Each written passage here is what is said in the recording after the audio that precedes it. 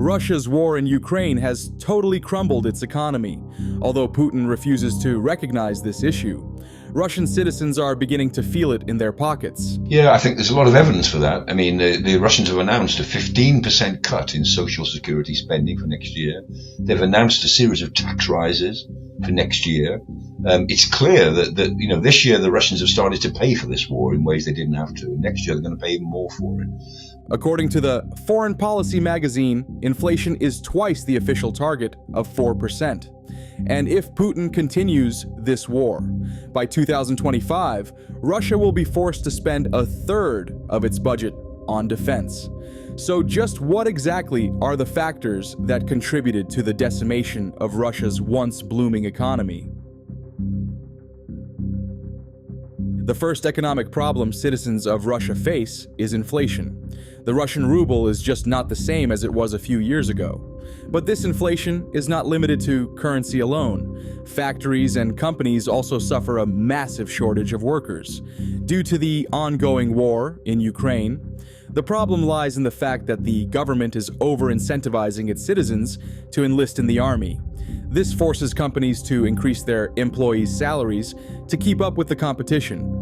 Since last summer, one-off payments for signing up have almost doubled. In some regions, new recruits are offered as much as 1.5 million rubles. That's almost $17,000, nearly 3 times the average yearly salary. And at this rate, only a handful of companies can survive. With inflation on the rise, most companies end up filing for bankruptcy.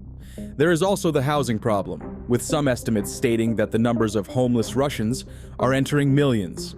Although the government has been trying to combat this issue, they've made little to no progress. In fact, the government has only worsened the situation.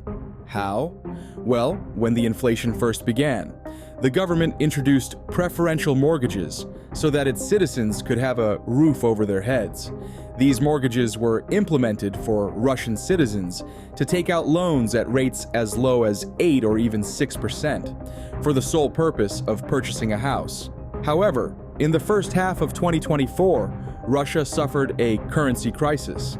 The government began running out of money to subsidize these loans, and so the rates were increased by the Bank of Russia to an average rate of 15%, leaving many Russians on the streets with no place to live.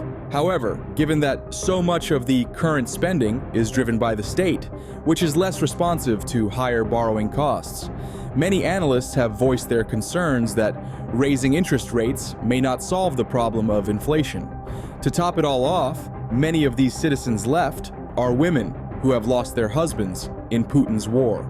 Things have gotten so bad that recently the families of the men sent off to Ukraine have begun protesting.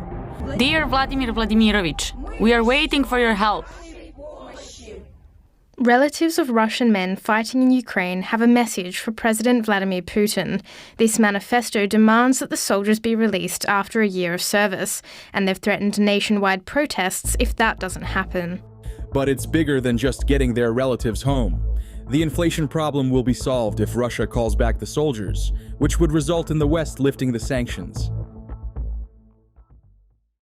On the one hand, Putin says sanctions only make us stronger, and then he says immediately afterwards, please end the sanctions, which of course is completely contradictory.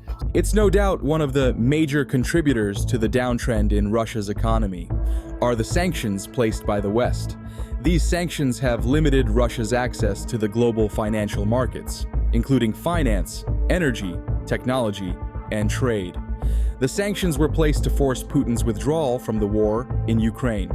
And although Russia has been suffering from the sanctions, Putin has remained stubborn in his decision.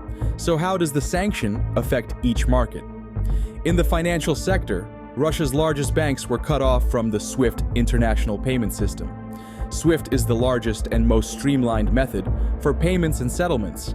So being cut off from that places a huge burden on the banks when transacting with the rest of the world. But the primary problem was that the restriction also weakened the Russian ruble. As for the energy sector, Russia took an even bigger blow when the sanctions were placed. Russia has been one of Europe's largest suppliers of oil and natural gas. accounting for about 40% of the country's national budget, but with the restrictions on import and export to the West. Russia has been unable to sell to high-paying European countries.